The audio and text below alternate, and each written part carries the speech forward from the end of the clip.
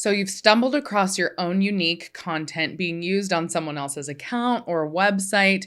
You're frustrated and beyond angry, of course, but then you're left wondering, what can you do about it? Hi, and welcome back. If you're new here, my name is Paige. I am the owner and lead attorney behind The Legal Paige. I help small businesses get legally legit in no time without breaking into hives.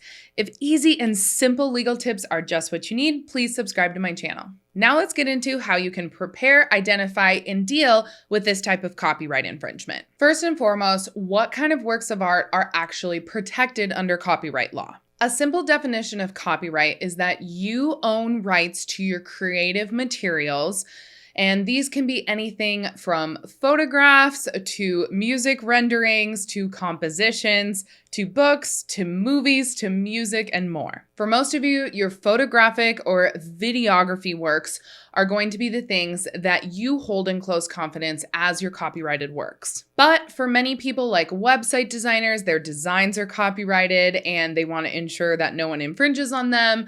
For copywriters, it's going to be your words that you express aren't infringed upon. And for any of you who create PDF downloads or you sell digital products, those things are all copyrighted materials. So I want you to prepare in advance for copyright infringement. We live in a digital world where it's so easy for people to profit off of your hard work because they can steal it off the internet. The good news is you have copyright ownership over all of the works you create the minute you create them. It automatically attaches to you as a person or your company if your company is the one creating it. This again includes anything from pictures to artwork to books to essays to presentations to PDF downloadable guides and more. Big myth buster here, you don't have to officially register your copyrighted work in order to be protected. This makes sense because maybe as a photographer, when you're shooting, say, a wedding, you're going to take over 2,000, 3,000, 4,000 raw photographs, and it would be timely and expensive to go and try to copyright every single one of those photographs, even though you can copyright them as a bundle. But still, my point gets across here that that's just tedious and it's really not going to happen.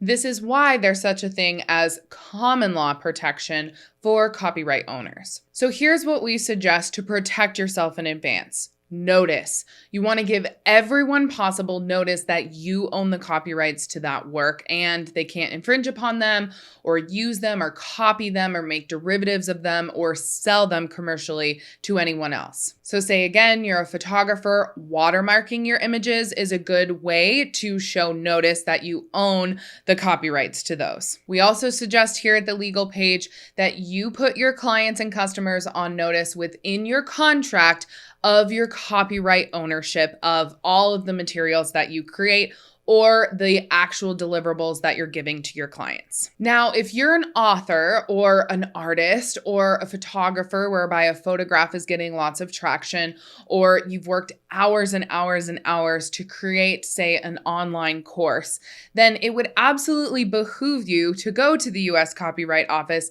and register that copyrighted work federally to ensure that you're protected across the United States. This allows you to have the C with a circle around it next to your copyrighted work, which is another way to put people on notice that you actually own federally through the US Copyright Office the actual copyright registration. Many people don't really understand why it's important to get of registration through the US Copyright Office for your copyrighted work when you already have common law protections.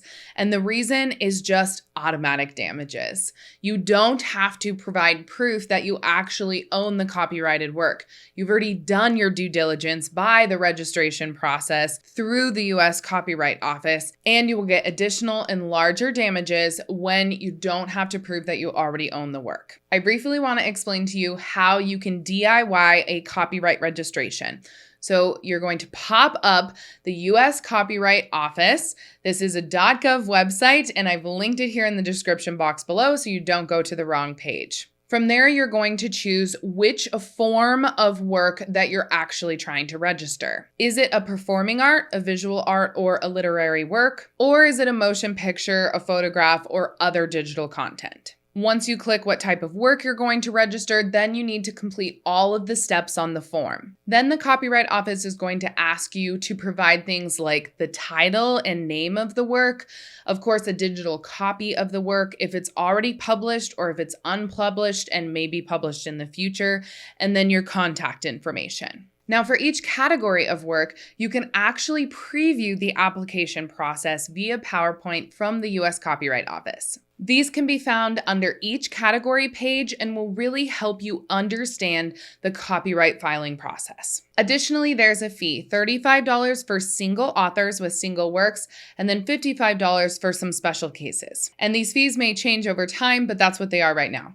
Okay, so you've done your due diligence, you've prepared for copyright infringement, and you filed a copyright registration with the US Copyright Office. But what happens and how do you react appropriately when someone does infringe on your copyrighted materials? If you find someone is infringing on your work, there's a few ways to address it. If this happens on Instagram or Facebook or any other social media platform for that matter, you would want to report it to the platform as a fraudulent work in hopes that it would get taken down. You should also do the further step of emailing their support team. Try to find an email somehow so that you have documentation that you did indeed report this type of infringement or fraudulent work that someone else is putting out into the world.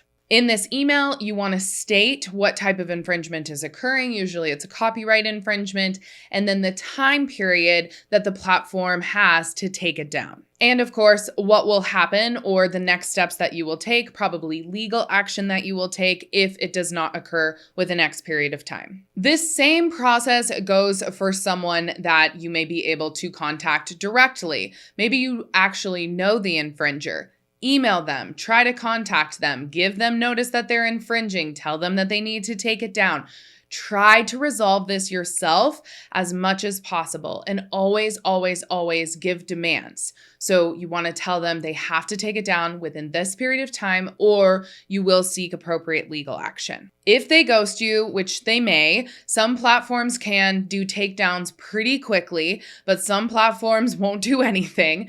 And if you're still stuck, then you probably need to reach out to an attorney for help. An attorney may need to send one of those scary legal demand letters to someone in hopes that they could get it taken down quicker than you can, and or they may just file suit against the company so that it can be taken down for copyright infringement. Now, don't get too scared here about filing suit because what usually happens is an attorney is actually just going to file for an injunction and it's going to be an immediate injunction. An injunction just means stop. So your attorney would be asking the court to approve this injunction whereby you could immediately cease the infringer from infringing on your copyrighted works. And then if the injunction doesn't work, then your attorney would probably go into litigation and start filing suit on behalf of you against the infringer. Now I'll stop here and I will say that at least 95% of copyright infringement cases do get settled. So don't worry,